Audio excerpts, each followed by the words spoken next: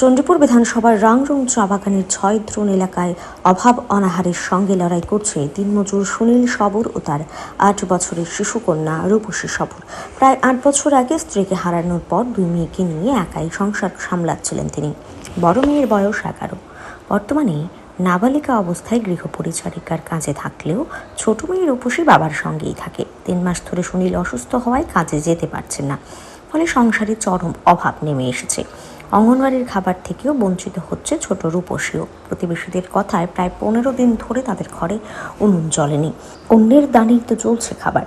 স্থানীয়দের আশঙ্কা সুনীল টিবি রোগে আক্রান্ত। এ বিষয়ে স্থানীয় পঞ্চায়েতকে জানানো হলেও কেউ কর্ণপাত করছে না।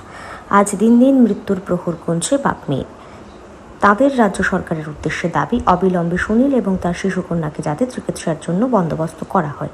একই সাথে তাদের দুবেলা মুখে ভাত চোটার মতো ব্যবস্থা করে দেওয়া হোক। না হলে রোগের যন্ত্রণা এবং অভাবের তাড়নায় যে কোনো সময় মৃত্যুর কোলে ঢলে পড়তে পারে গৃহকর্তা এবং তার শিশুকন্যা। এটা আমার দাদার তো অসুস্থ, দাদা তো কাজও করতে পারে না। তারপরে দাদার তো এখন খাওয়ানো নাই, তারপরে ওষুধও নাই, তারপরে এখন তো কোনো আশাও আর দেখে না। তারপরে কইবার গেছে পঞ্চায়েতে দেখার লাগে, কারো মানে কেউ সাহায্য করছে না তার আগে। তারপরে দাদার লগে লগে এখন দাদার বাচ্চাটাও অসুস্থ, তার আর খাওয়ানো নাই। আমরা বাড়ির থেকে আনিয়া দিতে আসি, খাওয়ান তো খাইতে আসে তারা। এমনি ডাক্তার দেখানো হয়েছিল না ডাক্তার দেখানি কেউ নাই, তার বাড়িতে কেউ নাই, কে ডাক্তার দেখাইবে? এমনি খাওয়ান টাউন কে দেয়?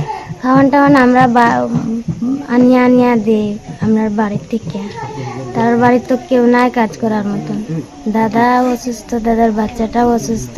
কি হয়েছে মনে হয়? কি মনে হয়, আমরা দাদার মনে হয় টিবি রোগ হয়েছে।